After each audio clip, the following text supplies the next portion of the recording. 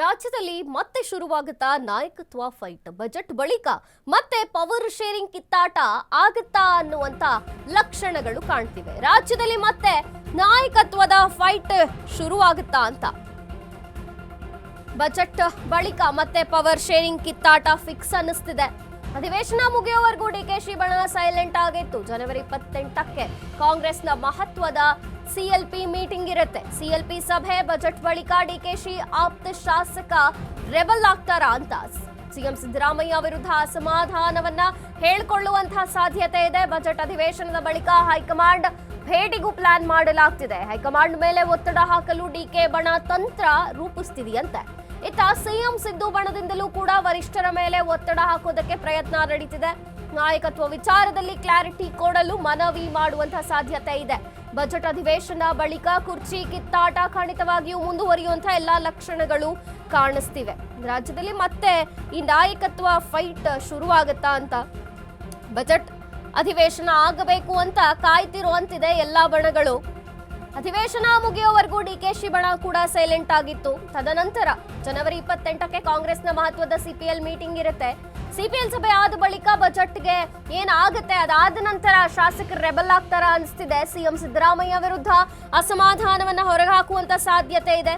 Budget ಅಧಿವೇಶನದ ಬಳಿಕ high command ಭೇಟಿಗೆ ಪ್ಲಾನ್ ಕೂಡ ಆಗ್ತಿದೆಯಂತೆ. ಹೈಕಮಾಂಡ್ ಮೇಲೆ ಒತ್ತಡ ಹಾಕಬೇಕು ಅಂತ ಡಿಕೆ ಬಣ ತಂತ್ರ ರೂಪಿಸ್ತಿದೆಯಂತೆ. ಇತ್ತ ಸಿಎಂ ಬಣ ಕೂಡ ವರಿಷ್ಠರ ಮೇಲೆ ಒತ್ತಡ ಹಾಕೋದಕ್ಕೆ ಇದ್ರ ಬಗ್ಗೆ ಕ್ಲಾರಿಟಿ ಕೊಡುವಂತೆ ಮನವಿ ಮಾಡುವಂತಹ ಸಾಧ್ಯತೆ ಇದೆ. ಒಟ್ಟಾರೆ ರಾಜ್ಯದಲ್ಲಿ ಮತ್ತೆ ಪವರ್ ಶೇರಿಂಗ್ ಫೈಟ್ ಮುಂದುವರಿಯುವಂತ ಎಲ್ಲಾ ಲಕ್ಷಣಗಳು ಕಾಣಿಸ್ತಿವೆ. ಒಂದು ಕಡೆ ಡಿಕೆ ಶಿವಕುಮಾರ್ ಅವರ ಬಣ ಏನಿದೆಯಲ್ಲ, ಹೈಕಮಾಂಡ್ ಮೇಲೆ ಒತ್ತಡ ಹಾಕಬೇಕು ಅನ್ನುವಂತಹ ತಂತ್ರ ರೂಪಿಸ್ತಿದೆ. ಕಾಯ್ತಿದ್ದಾರೆ. ಸಿಎಲ್ಪಿ ಸಭೆ ಮುಗಿಬೇಕು, ಈ ಬಜೆಟ್ ಮಂಡನೆ ಆಗಬೇಕು, ಈ ಒಂದು ಅಧಿವೇಶನ ಮುಗಿದು ಬಿಟ್ರೆ ಅದಾದ ಮೇಲೆ ಮಾತಾಡೋಣ ಅನ್ನುವಂತಹ ರೀತಿಯಲ್ಲಿ ಎರಡೂ ಬಣಗಳು ಕಾಯ್ತಿವೆ ಅನ್ನಿಸ್ತಿದೆ. ಜೊತೆಗೆ ಸಿದ್ದರಾಮಯ್ಯವರ ಬಣದವರು ಕೂಡ ಏನು ಸುಮ್ಮನಿಲ್ಲ. ವರಿಷ್ಠರ ಮೇಲೆ ಒತ್ತಡ ಹಾಕೋದಕ್ಕೆ ಎಲ್ಲ ಪ್ಲಾನ್ ಮಾಡ್ತಿರುವಂತೆ ಕಾಣ್ತಿದೆ. ನಾಯಕತ್ವದ ವಿಚಾರದಲ್ಲಿ ಕ್ಲಾರಿಟಿ ಬೇಕು ಅಂತ ಎರಡೂ ಬಣದವರು ಕೂತಿದ್ದಾರೆ ಅನಿಸ್ತಿದೆ. ಒಟ್ಟಾರೆ ರಾಜ್ಯದ ಒಂದು ರಾಜಕೀಯದಲ್ಲಿ ಇಂಥ ಕಿತ್ತಾಟಗಳು ನಿಲ್ಲುವಂತೆ ಕಾಣುತ್ತಿಲ್ಲ, ಮುಂದುವರಿತಾನೇ ಇದೆ. ಬಜೆಟ್ ಅಧಿವೇಶನ ಮುಗಿಲಿ ಅನ್ನೋ ಕಾರಣಕ್ಕೆ ಎರಡೂ ಬಣದವರು ಕಾಯ್ತಿದ್ದಾರೆ. ಈ ಬಗ್ಗೆ ಹೆಚ್ಚಿನ ಮಾಹಿತಿಯನ್ನ ಕೊಡ್ತಾರೆ ನಮ್ಮ ಪ್ರತಿನಿಧಿ ವಿವೇಕ್. ಮಿಸ್ ವಿವೇಕ್, ಇವತ್ತಿನ ಒಂದು ವಿದ್ಯಮಾನಗಳನ್ನ ನೋಡೋದಾದ್ರೆ ಎರಡೂ ಬಣದವರು ಇದೊಂದು ಮುಗಿದ್ಬಿಡ್ಲಿ, ಸಿಎಲ್ಪಿ ಮೀಟಿಂಗು, ಬಜೆಟ್ ಮಂಡನೆ, ತದನಂತರ ನೋಡ್ಕೊಳ್ಳೋಣ, ನಮ್ಮ ಮಾತುಗಳನ್ನ ಆಡೋಣ ಅಂತ ಕಾಯ್ದಿರುವಂತೆ ಕಾಣ್ತಿದೆ. ಏನಿದೆ ಮಾಹಿತಿ ವಿವೇಕ್?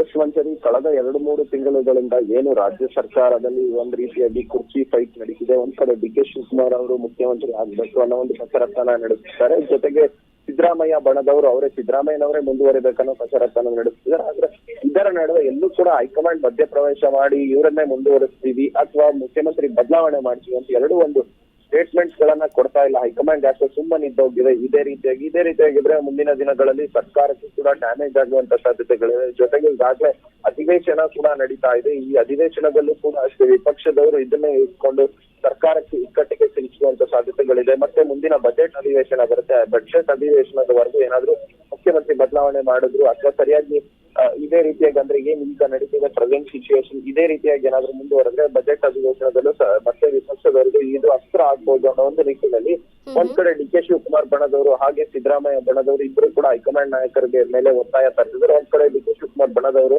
ಮುಖ್ಯಮಂತ್ರಿ ಬದಲಾವಣೆ ಮಾಡಿ ಡಿಕೆ ಶಿವಕುಮಾರ್ ಅವ್ರಿಗೆ ಮಾಡಿ ಅಂತ ಒಂದು ಒತ್ತಾಯ ತರ್ತಾ ಇದ್ರೆ, ಜೊತೆಗೆ ಸಿದ್ದರಾಮಯ್ಯ ಆಪ್ತ ಬಣದವರು ಅವರೆಲ್ಲರೂ ಕೂಡ ಅಷ್ಟೇ ಈಗಾಗಲೇ ಯಾವುದೇ ಬದಲಾವಣೆ ಇಲ್ಲ, ಸಿಎಲ್ಪಿ ಸಭೆಯಲ್ಲಿ ನಿರ್ಧಾರ ಮಾಡಿ ಸಿದ್ದರಾಮಯ್ಯನವರಿಗೆ ಆಯ್ಕೆ ಮಾಡಿದ್ವಿ, ಅದನ್ನೇ ಮುಂದುವರಿಸ್ತೀವಿ ಅನ್ನೋ ಒಂದು ಸ್ಟೇಟ್ಮೆಂಟ್ ಅನ್ನ ಕೊಡಿ ಅಥವಾ ಇದನ್ನೆಲ್ಲ ಗೊಂದಲಗಳನ್ನು ಸರಿ ಹೇಳತಕ್ಕಂತ ಇಬ್ಬರನ್ನು ಕರೆಸಿ ಮಾತನಾಡಿ ಅನ್ನೋ ಒಂದಿಷ್ಟು ಪ್ರೆಷರ್ ಅನ್ನ ಕೂಡ ಅವರು ಆಗ್ತಾರೆ. ಒಟ್ಟಾರೆಯಾಗಿ ಈಗ ಹೈಕಮಾಂಡ್ ಈ ವಾರದಲ್ಲಿ ಅಥವಾ ಫೆಬ್ರವರಿ 2ನೇ ತಾರೀಕು ಇಬ್ಬರು ನಾಯಕರು ಅಂದ್ರೆ ಸಿದ್ದರಾಮಯ್ಯ ಹಾಗೂ ಡಿಕೆ ಶಿವಕುಮಾರ್ ಇಬ್ಬರು ಉಭಯ ನಾಯಕರಿಗೆ ಹೈಕಮಾಂಡ್ಗೆ ಅಂದ್ರೆ ಡೆಲ್ಲಿಗೆ ಕರೆಸಿ ಅಲ್ಲಿ ಚರ್ಚೆ ಮಾಡುವಂತ ಸಾಧ್ಯತೆಗಳಿವೆ ಎಂಬ ಒಂದು ವಿಚಾರಗಳು ಕೂಡ ಕೇಳಿ ಬರ್ತಾ ಇದ್ರೆ. ಆದ್ರೆ ನಿಜಕ್ಕೂ ಅವ್ರನ್ನ ಕರೆಸ್ತಾರ, ಈ ಗೊಂದಲಗಳಿಗೆಲ್ಲ ಹೈಕಮಾಂಡ್ ತೆರೆ ಎಳೆಯುತ್ತಾ ಅಂತ ಕೂಡ ಕಾದ್ ನೋಡ್ಬೇಕಾಗಿದೆ ಮಂಜರಿ. ಎಸ್ ವಿವೇಕ್, ಥ್ಯಾಂಕ್ ಯು ನಿಮ್ಮೆಲ್ಲ ಮಾಹಿತಿಗಾಗಿ.